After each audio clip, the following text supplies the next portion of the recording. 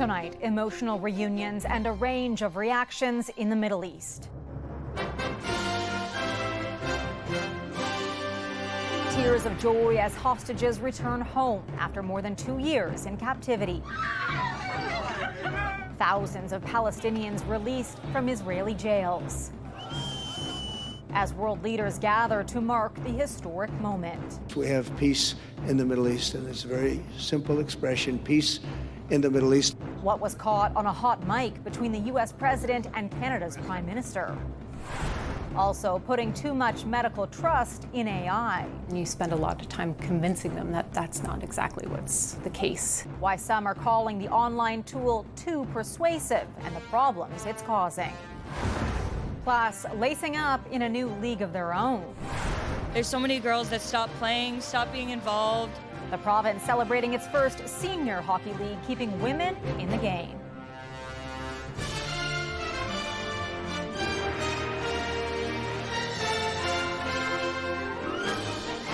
CTV National News with Heather Butts. Good evening. We begin with the monumental day in the Middle East, a day where families torn apart were finally reunited. There was renewed hope for peace in the region as world leaders gathered in Egypt, the U.S. president signing a document to cement his Gaza ceasefire deal. Some moving images and heartbreaking scenes unfolding throughout the day. The helicopter carrying remaining hostages home, flying over Hostages Square, where people erupted in celebration. The deeply personal moments as families separated for more than 2 years reunited. Thousands of Palestinians released from Israeli prisons. President Trump in a whirlwind visit to the region, speaking to Parliament in Israel and bringing world leaders together in a hastily organized peace summit in Egypt. Canada's prime minister in attendance. All this as questions mount about how Gaza will rebuild and what will become of Hamas. We have team coverage of today's events. We begin with CTV's Heather Wright in Tel Aviv. 20 sons back home tonight. 20 reunions, more than 24 months in the making.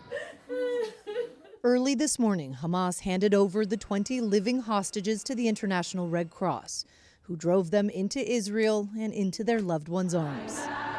In Tel Aviv, thousands packed Hostages Square to watch as history unfolded. This square has become the gathering point, the place where people have prayed and fought to bring every last hostage home. We all here and fighting together, and I think we can celebrate our win together. Canadian Zach Sobel moved to Israel 2 months ago and says there has been a shift since the ceasefire deal was announced. There's always kind of that sorrow and somberness to it, but we feel the hope. There were celebrations in the occupied West Bank as well as in Gaza. Nearly 2,000 Palestinians were released from Israeli jails today. Some had been serving life sentences for violent crimes, while others had been detained for months but never charged. I'm very happy, an indescribable feeling. My son has been in prison for 2 years, this woman says. Today is joy beyond measure. And while there is joy here after 2 years of war, there is also uncertainty about what's next, as there are few details about phase 2 of this agreement. Is very short on details, is very rich in ambiguity. It doesn't have timelines beyond what's been happening the past couple of days. This ceasefire deal is already being tested, with the hostages' families calling on Israel to suspend the agreement after the remains of only 4 of 28 deceased hostages were returned today. Hamas has said this process will take time, as they don't know the location of all the remains. Heather. CTV's Heather Wright reporting from Tel Aviv. Heather, thank you. President Trump's influence was on full display during his peace summit after brokering the ceasefire deal with Israel and Hamas. Canada's prime minister was among the world leaders who gathered in Egypt, though some were visibly absent. Our Washington bureau chief Joy Malbin has that part of our coverage. A moment Donald Trump is reveling in, celebrating a ceasefire, the return of the hostages and release of Palestinian prisoners in a peace deal he helped broker. This took 3,000 years to get to this point. Can you believe it? And it's going to hold up, too. signing a document on a Gaza ceasefire Trump says will clarify rules and regulations on his 20-point peace plan. Surrounded by world leaders from Europe and the Arab world, Where's Canada, by the way? Where are you? even giving a shout out to Canada, calling the Prime Minister president. Mark Carney calling the ceasefire a turning point towards lasting peace. We've achieved what everybody said was impossible. At long last, we have peace in the Middle East. Using the power of his presidency, Trump declared the war is over. Notably, Israel was not in Egypt for the signing. Neither was Hamas. Today, for the first time anyone can remember, we have a once-in-a-lifetime chance to put the old feuds and bitter hatreds behind us. As thousands of Palestinians flood back to what's left of their homes in famine-stricken Gaza, now the difficult part, keeping the peace. Will Hamas disarm and leave power for good? If they don't, what next? How will Gaza be governed? And what of Palestinian statehood? I'm willing to bet that it's going to be a temporary ceasefire. Questions related to governance, disarmament in Hamas, an international stabilization force. None of those aspects have been agreed to by Hamas. They're very much in control of Gaza and expanding their control. Trump has put his brand and name to this deal, saying now the rebuilding begins. Up to 200 U.S. troops will monitor the peace plan rollout in Israel, but Egypt is asking for more boots on the ground to be stationed in Gaza. Heather? Joy Melvin in Washington. As Joy mentioned, Mark Carney was referred to as president during Trump's address. Here's the exchange between the two leaders right after he spoke. I'm glad you upgraded me to president.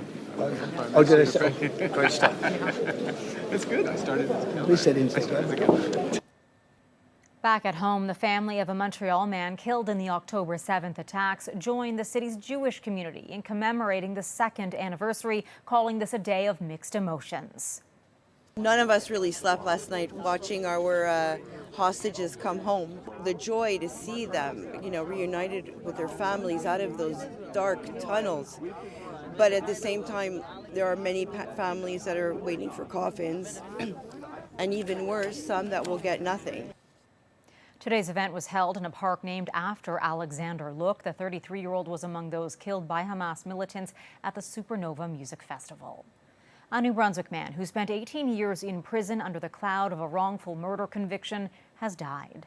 Robert Mailman and a childhood acquaintance were wrongfully convicted of a 1983 murder of a St. John man. Both were ultimately acquitted 40 years later. He died from liver cancer on Thursday at age 77, less than 2 years after he was exonerated of the crime.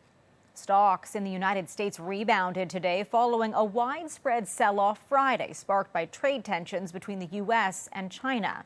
The Dow rose 588 points, while both the S&P 500 and the Nasdaq posted the largest single-day gain since May, recovering after stocks plunged last week with Donald Trump's threat of triple-digit tariffs on China. Wall Street rallied in part after Trump posted online Sunday, "Don't worry about China, it will all be fine." Trade talks were held between the two countries this weekend. Trump and Chinese leader Xi Jinping are set to meet later this month. Canada and India are continuing their efforts to ease tensions between the two countries, laying out the roadmap for how they plan to move forward despite ongoing investigations into foreign interference. CTV's Colton Prale reports.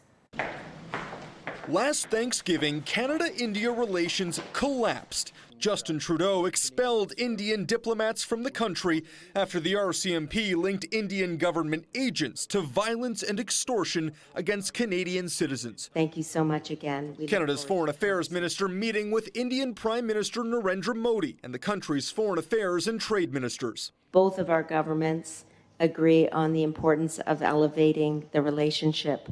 In a joint statement, the two countries say strong and resilient bilateral relations are essential, outlining a roadmap for future cooperation across multiple sectors. We have to live in a multilateral environment. We have to have access to other markets. New polling shows most Canadians support the move to restart relations, but nearly 1 in 4 still view India as an enemy or potential threat to Canada.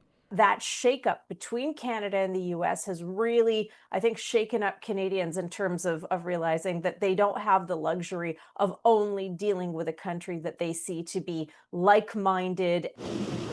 For months, Canada and India have worked to improve relations, but some Sikh Canadians say it's a betrayal after the assassination of Hardeep Singh Nijjar in 2023. It sets people like me, people like others in my community, and other communities as well, open to further attacks from India because they've shown no remorse. Last month, Canada's National Security and Intelligence Advisor met her counterpart in India.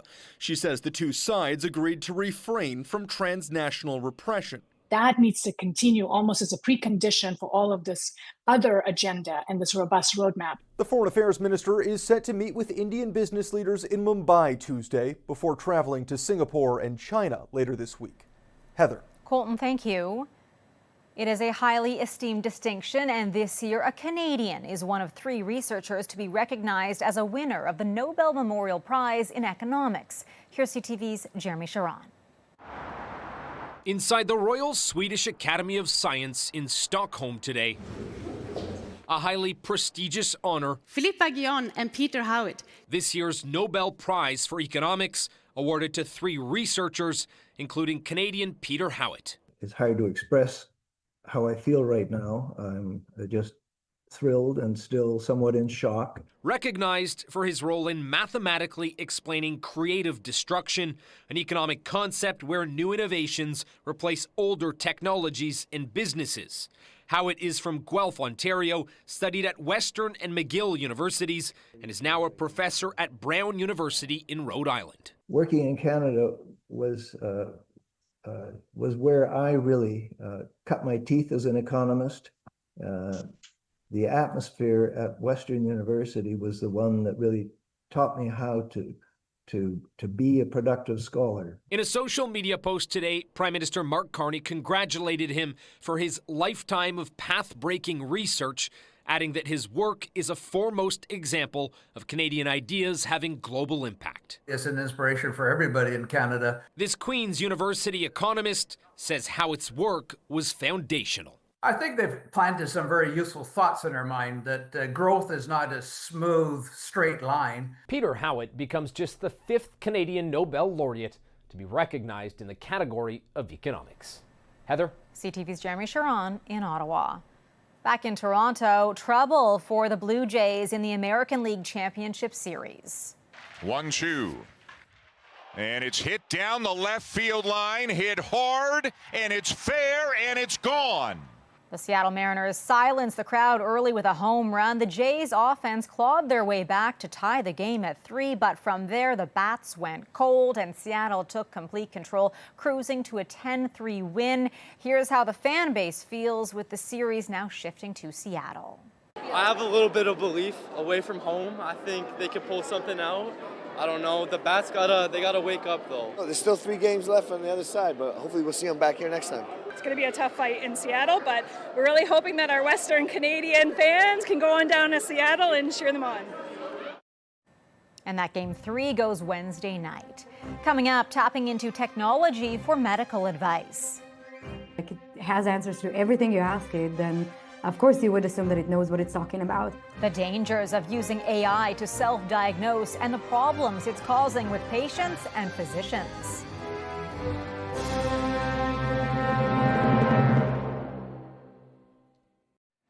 Turning to artificial intelligence for medical advice is as easy as pulling out your phone.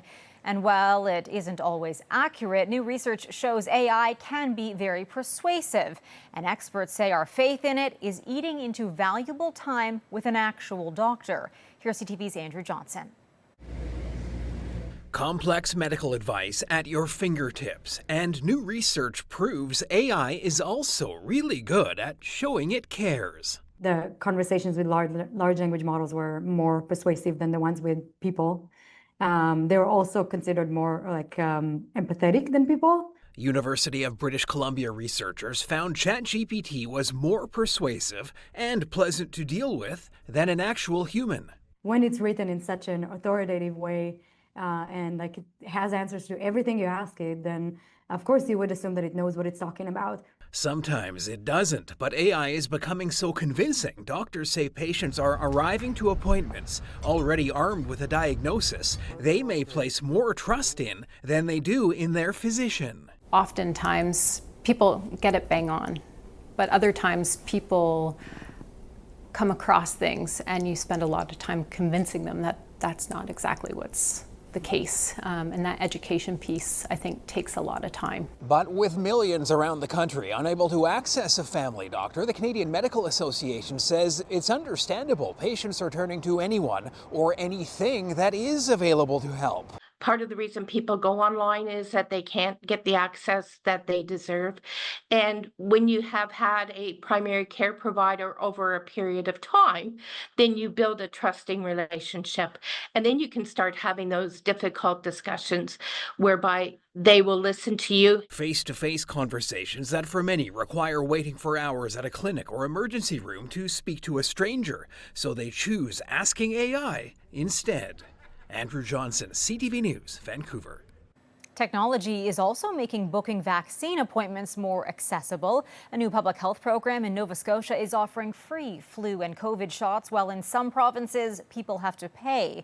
CTV's Paul Hollingsworth explains.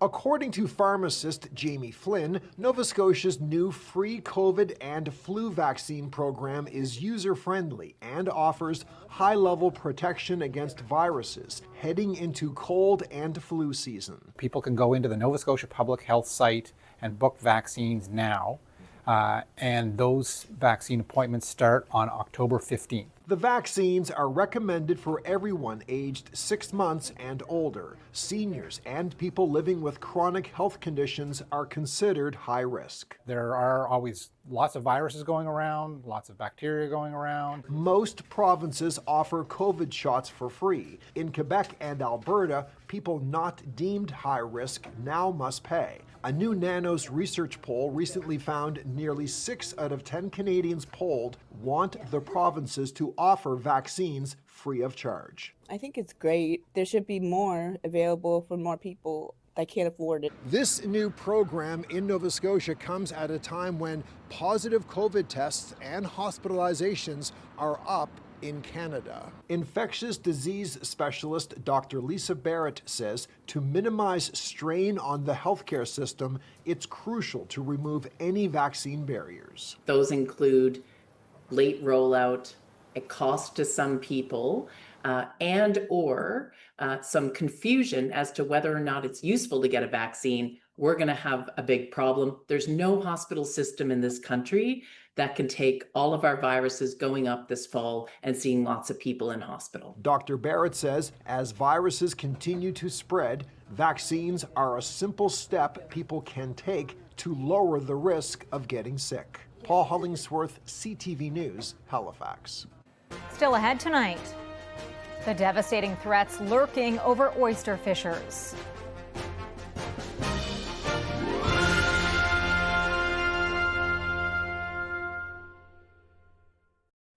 Oyster fishers on PEI fear their livelihoods are on the line as 2 diseases devastate catches. CTV's Maria Saru reports buyers, too, say they're weathering huge losses. Oyster fisher Robert Bernard scans the losses. 95% of his oysters are dead, wiped out by 2 diseases, MSX and dermo, which don't hurt humans, but kill or stunt the shellfish. Bernard says he's on the brink of going bankrupt and others are drowning too. Beyond stress, you don't eat, you don't sleep. Your body is destroyed mentally. And it's a very scary time for a lot of people that I talk to. He made around $8,000 all year. And this is all I did. I put my heart and soul in this. Not enough to live on. It's like a wildfire. All the other rivers, they know it's coming and it's coming fast.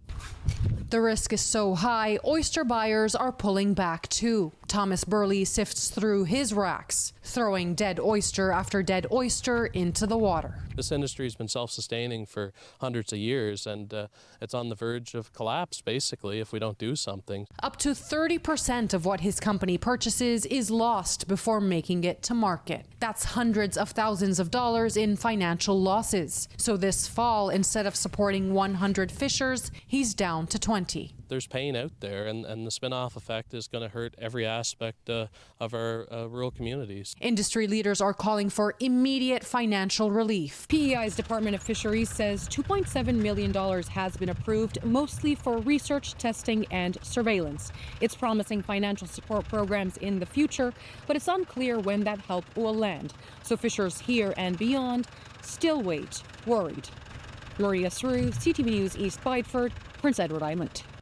SpaceX launched yet another test of its Starship rocket, successfully making it halfway around the world. We have liftoff. Go Super Heavy. Go Starship.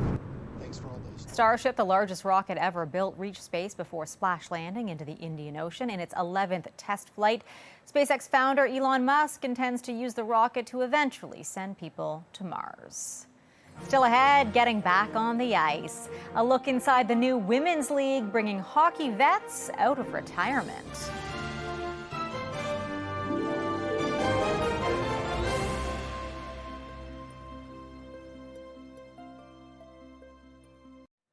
A new era of hockey hit the ice as Saskatchewan dropped the puck on the province's first competitive senior-level league for women.